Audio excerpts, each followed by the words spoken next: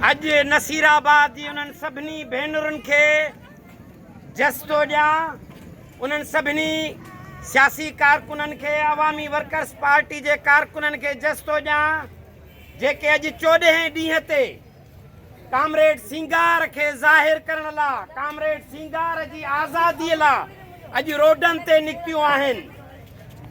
पर तव्हांखे हिकिड़ी ॿी ॻाल्हि बि सम्झणी पवंदी त फोरू कुवतूं दुनिया जे कहिड़े बि समाज जे अंदरि धाड़ेल फोरू जेके इंसानी वसीलनि ते कब्ज़ो करणु चाहींदा आहिनि, उन्हनि जो पहिरियों हमलो जेको हूंदो आहे उहो पहिरियों हमलो माण्हुनि जे वेसाह ते हूंदो आहे।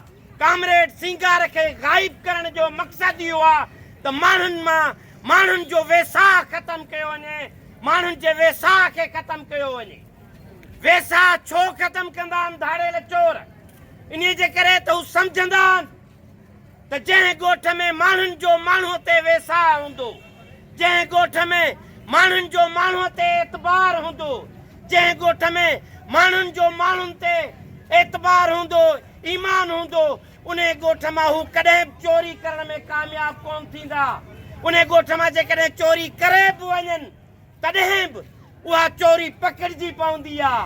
उन जे करे हू चाहींदा आहिनि त हिकिड़े पासे समाज जे अंदरि ठग माण्हुनि खे आज़ादु छॾियो वञे, चोरनि खे आज़ादु छॾियो वञे, कब्ज़ा खोरनि खे आज़ादु छॾियो वञे, जेके ज़मीनुनि ते कब्ज़ा कनि उन्हनि माण्हुनि खे आज़ादु छॾियो वञे जेके धाड़ा फुड़ू हणनि।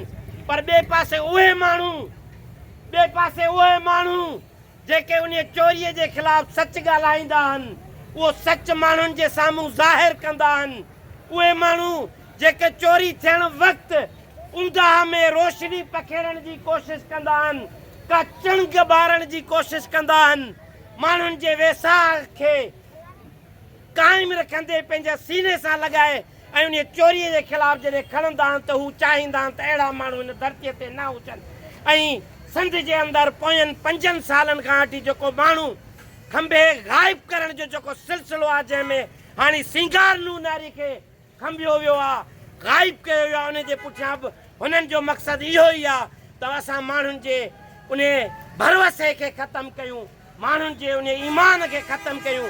छाकाणि त जॾहिं माण्हुनि जो माण्हू ते भरवसो न हूंदो आहे त पोइ माण्हू माण्हू सां जुड़ंदो कोन्हे को, माण्हू माण्हू जे अहसासनि खे न सम्झंदो आहे, माण्हू माण्हू जे ॾुख खे न।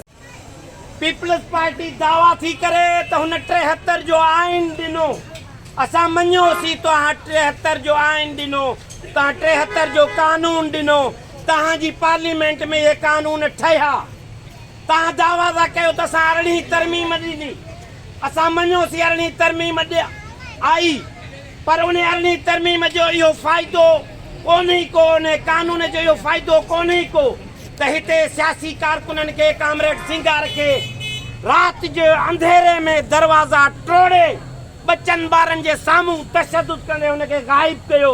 इहो कानून चए थो 73 जो आइन, 4वीं तरमीम इहा ॻाल्हि करे थी।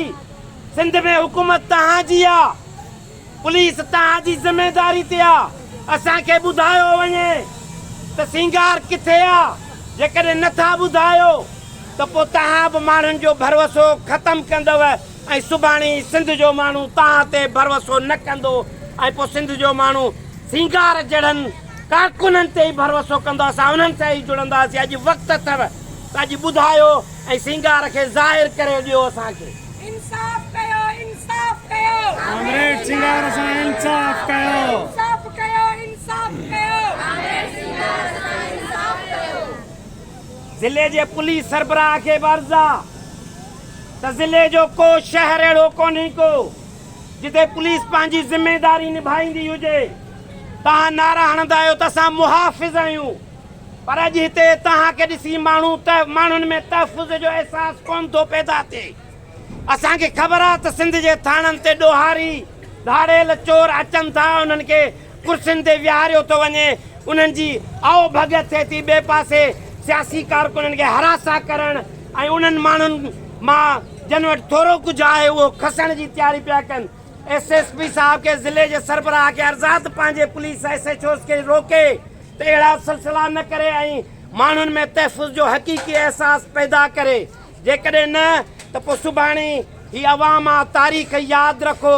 दुनिया जी तारीख़ में ईअं थियो आहे त जॾहिं माण्हू पंहिंजे निज़ाम मां बेज़ार थींदो आहे त पोइ उन्हनि जी आॾो का बि ताक़त उन्हनि जो रस्तो न रोके सघंदी आहे। उहो वक़्तु बि अचिणो आहे जो सिंध जो माण्हू उथंदो ऐं इन फुरलुट जे निज़ाम खे ड्राहींदो।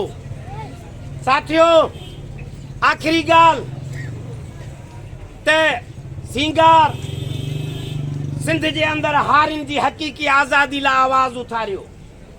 सिंगार शागिर्दनि जे हक़नि लाइ आवाज़ उथारियो, उन्हनि खे गॾु कयो।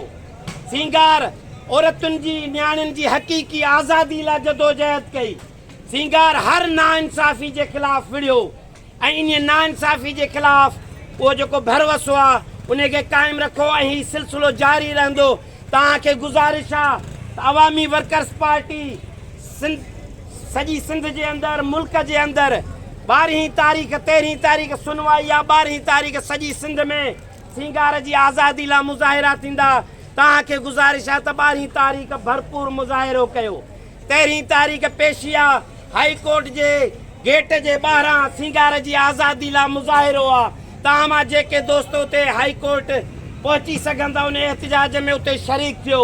ऐं 18 तारीख़ सॼी नसीराबाद जे अंदरि पंहिंजी पूरी ताक़त हिन शहर जो हितां जे आसपास जे कंहिं बि ॻोठ जो को बि माण्हू घरनि में न हुजे, सिंगार जी आज़ादी लाइ ॿाहिरि निकिरे। सिंगार जहिड़ा किरदार उन्हनि खे बचाइण लाइ ॿाहिरि निकिरे त जीअं असांजो भरवसो, असांजो हिक ॿिए ते एतबार, असांजो हिक ॿिए ते ईमान क़ाइमु रहे त जीअं असां हिक ॿिए सां जुड़ियल हुजूं, हिक ॿिए सां ॾुख ऐं सुख में गॾु हुजूं, हिक ॿिए सां ख़ुशियुनि ऐं मुश्किलातुनि में गॾु हुजूं। तव्हां इहा उमेदु सम्झी मां तव्हां खां